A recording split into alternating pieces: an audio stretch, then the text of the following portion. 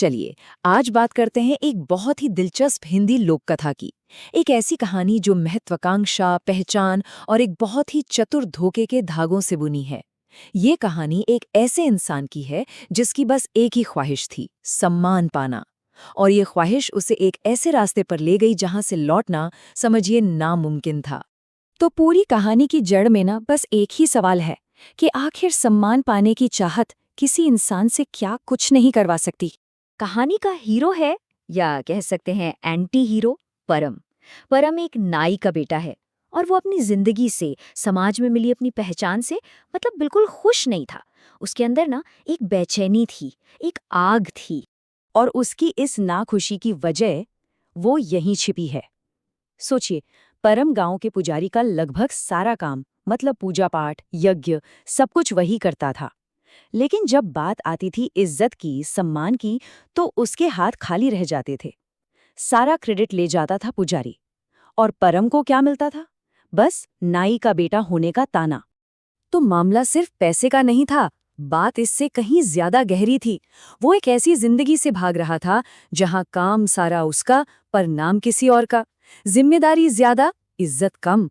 वो तो एक ऐसे कल के सपने देख रहा था जहां उसके हुनर की, उसके ज्ञान की सच में कोई कद्र हो। और बस इसी एक सोच ने उसे एक ऐसे मोड़ पर लाकर खड़ा कर दिया जहां से उसकी जिंदगी पूरी तरह बदलने वाली थी। उसने फैसला कर लिया, गांव छोड़ना है, अपनी पहचान बदलनी है, सब कुछ पीछे छोड़कर अपनी किस्मत खुद लिखनी है। तो परम पहुंच जाता है एक नए गांव में, एक ऐसा गांव जहां उसे कोई नहीं जानता। और यहीं से शुरू होता है उसके धोखे का पहला अध्याय। उसकी गुमनामी ही उसका सबसे बड़ा हथियार थी। अब देखिए, परम जो पहचान अपनाने वाला था उसका मतलब समझना बहुत जरूरी है। पंडित होना सिर्फ एक काम नहीं था, ये एक रुतबा था। एक ऐसा दर्जा जो उसे वो सब दिला सकता था जिसका वो हमेशा से भूखा था। इज्जत, रुतबा और एक बिल्कुल नई पहचान। और देखिए तो जरा उसका आत्मविश्वास, कितनी आसानी से वो अपना नया परिचय देता है। मतलब एक पल में वो अपनी नई भूमिका में ऐसे ढल गया मानो वो हमेशा से यही था। और हाँ, एक भोले भाले गांव वाले को अपने जाल में फंसा भी लिया। तो परम का प्लान, कह सकते हैं कि उम्मीद से कहीं ज्यादा कामयाब हो रहा था। उसकी चालाकी ने न सिर्फ उसकी नई झूठी पहचान को पक्का किया, बल्कि अब उसे इससे पैसा कमाने के रास्ते भी दिखने लगे थे। और ये था परम का पहला बड़ा दांव, एक सोची समझी चाल। इससे पता चलता है कि वो लोगों की श्रद्धा का, उनके डर का फायदा उठाने में कितना माहिर हो चुका था। सोचिए, एक मामूली सी घटना को उसने एक बहुत बड़े धार्मिक पाप का नाम दे दिया। और जाहिर है, पाप है तो उसका प्रायश्चित भी होगा, और उस प्रायश्चित की एक कीमत भी होगी। देखिए कैसे उसने अपनी झूठी भक्ति को कमाई का जरिया बना लिया। लोगों की आस्था अब उसकी इनकम बन चुकी थी। तो अब परम के पास क्या क्या था? पैसा, इज्जत, एक परिवार और तो और एक बड़ा घर भी। मतलब वो जिस चीज के लिए निकला था वो सब उसने हासिल कर लिया था। लेकिन सवाल ये है कि क्या ये सब हमेशा ऐसे ही रहने वाला था? और यही कहानी में आता है एक जबरदस्त मोड़। क्योंकि आप अतीत से भाग तो सकते हैं पर उसे मिटा नहीं सकते। उसके अतीत से कोई अचानक उसके सामने आ खड़ा होता है, कोई ऐसा जो उसकी पूरी नई जिंदगी को एक झटके में खत्म कर सकता था। बस एक पल के लिए सोचिए, परम जो अब एक बड़ा मशहूर ज्योतिषी बन चुका था, अचानक उसका सामना होता है अपने अतीत से।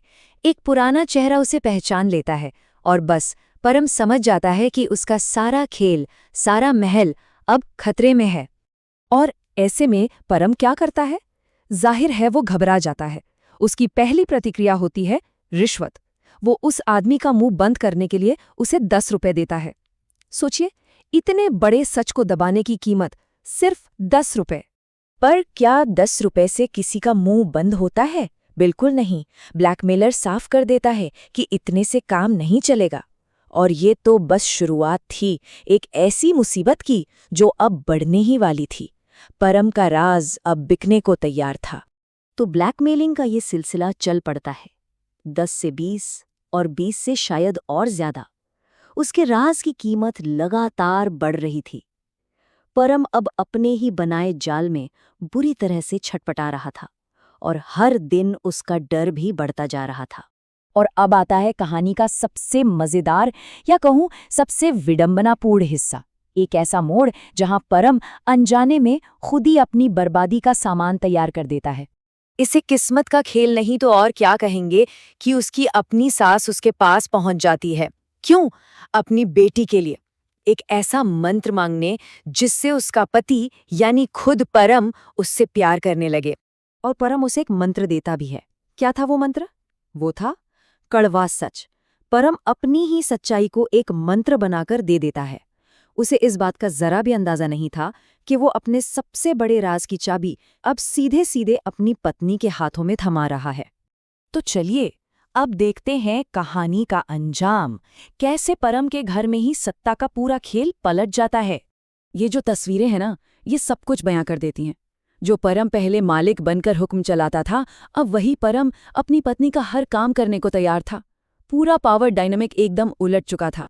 और विडंबना देखिए, जिस सम्मान को पाने के लिए उसने ये सब कुछ किया था, उसी सम्मान को बचाने के लिए अब वो पूरी तरह से गुलामी करने को मजबूर था। वो अपने ही बुने झूठ के पिंजरे में कैद हो गया था और उस पिंजरे की चाबी अब उसकी पत्नी के पास थी। तो इस कहानी को हम यहीं एक सवाल पे छोड़ते हैं कि आखिर में वो जो सच था वो परम के लिए एक श्राप था या उसकी पत्नी के लिए एक मंत्र। ये एक ऐसा सवाल है जो पहचान, ताकत और सच के मायने पर हमें सोचने को मजबूर कर देता है।